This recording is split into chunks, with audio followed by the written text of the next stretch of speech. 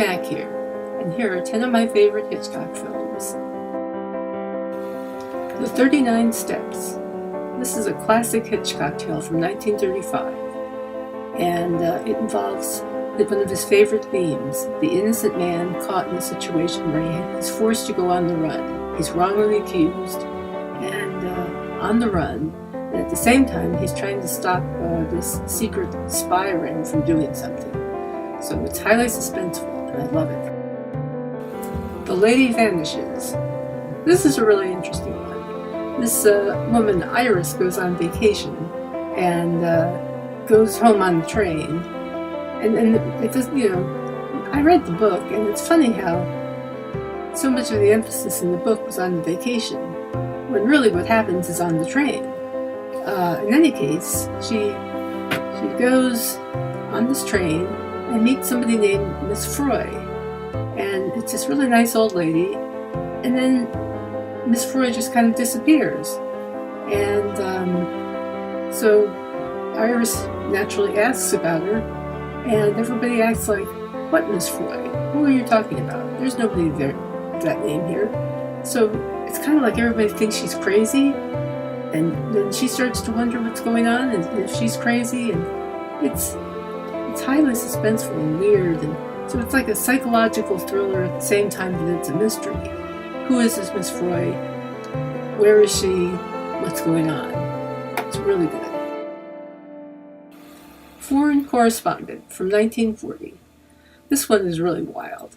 Okay, Joel McCrea plays a foreign correspondent for a newspaper who goes to Europe to cover the war that is coming there. We know what war that is. And in 1938 to 40. So it's World War II, obviously.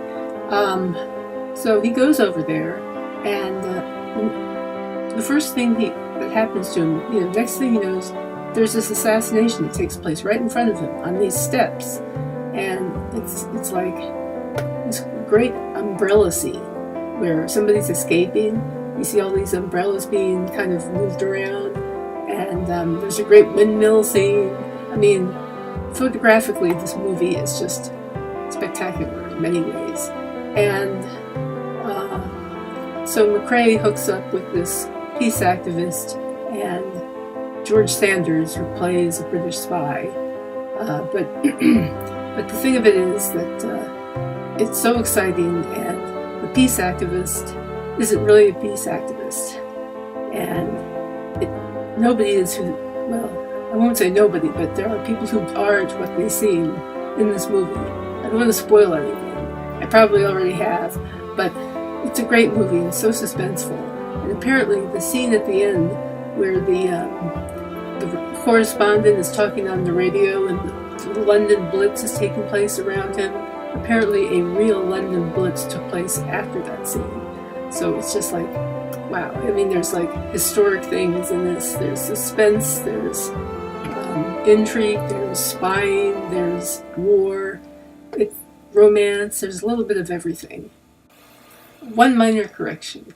The scene where they filmed the London Blitz was filmed after the real London Blitz.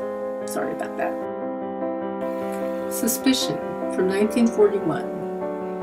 In this one, Joan Fontaine plays a wealthy woman who meets Cary Grant on a train, and they sort of instantly fall in love, which seems to happen a lot in Hitchcock movies. I love this instant love stuff.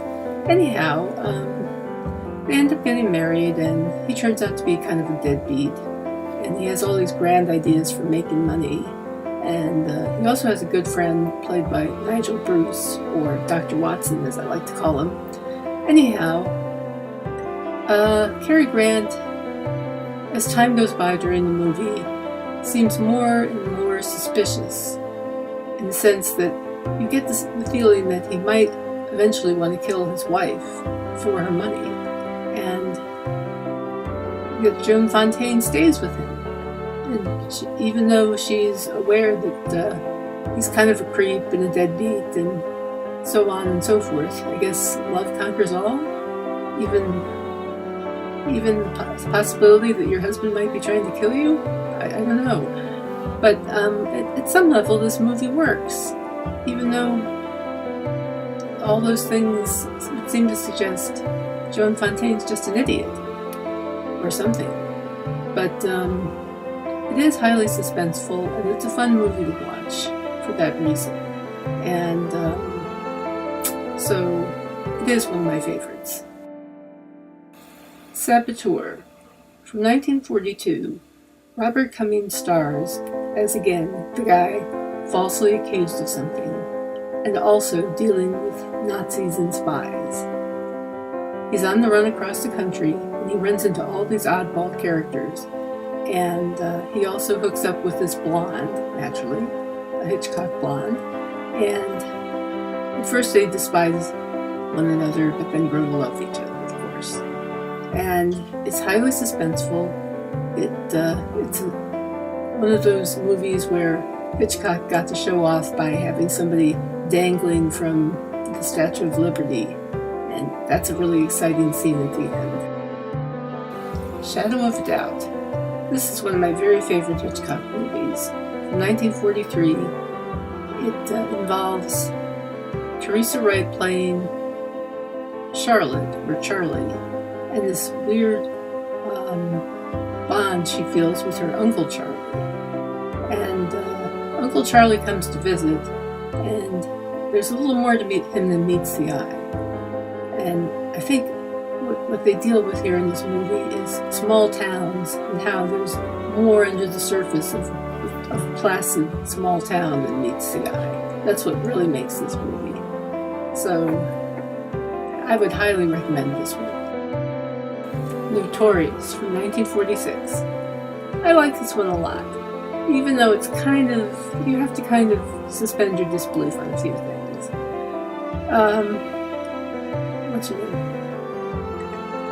Ingrid Bergman plays this kind of party girl who gets involved with a federal agent who, they fall in love. There's a sexual tension there, but it's his job to enlist her to work for the government because her father was a spy or something, and she has to prove her loyalty or some such thing.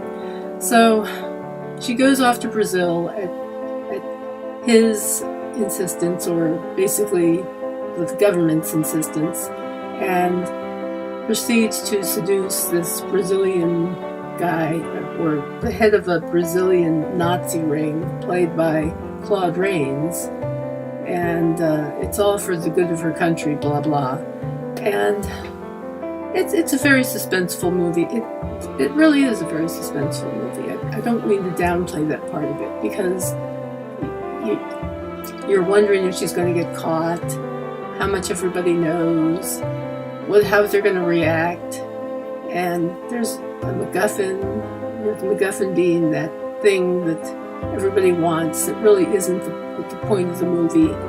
And well, it's just an all-around great movie, despite the fact that some things are you have to take on faith. Strangers on a Train from 1951. Two guys on a train meet. One of them is a tennis player and the other is a lunatic. And the lunatic comes up with this idea of maybe they should both agree to kill people for one another. And the tennis player doesn't take any of it seriously. But apparently they've entered an agreement and he doesn't know it, because before you know it, his wife has been strangled. Uh-oh. And the lunatic is expecting payment in return. He's supposed to do the job of strangling his father, or killing his father, in whatever way. So, yeah. Okay. If you buy that, it's a cool movie and fun to watch. Rear Window from 1954. Beautiful color picture. Fantastic set. Jimmy Stewart plays this bored photographer who's got a broken leg and is confined to his house because of it. And he's a peeping Tom, basically.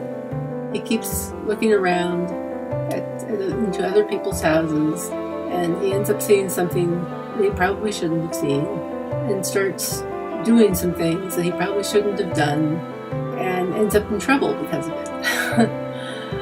But otherwise, if he didn't do it, you wouldn't have a movie, huh? So it is very suspenseful. It's got Grace Kelly in it, who's awesome. And what more can I say? It's just a great movie, and it tells you don't ever get involved with your neighbors too much. Dial M for Murder, 1954. Ray Milland tries to kill his wife, Grace Kelly, through these clever means that he thinks will make it look like a burglar killed her. However, he's not nearly clever enough, and she ends up killing the burglar. And, at that point, Ray Milland kind of finds this way of pinning the murder on her instead, making her killing of the alleged burglar a murder, so that she ends up going to prison. And it's a very suspenseful movie. There's a love interest because, they develop into a love interest anyway. There's a friend of hers that Milland is suspicious of, and he has his own other reasons for wanting to kill her anyhow, and it's really good, so I highly recommend it.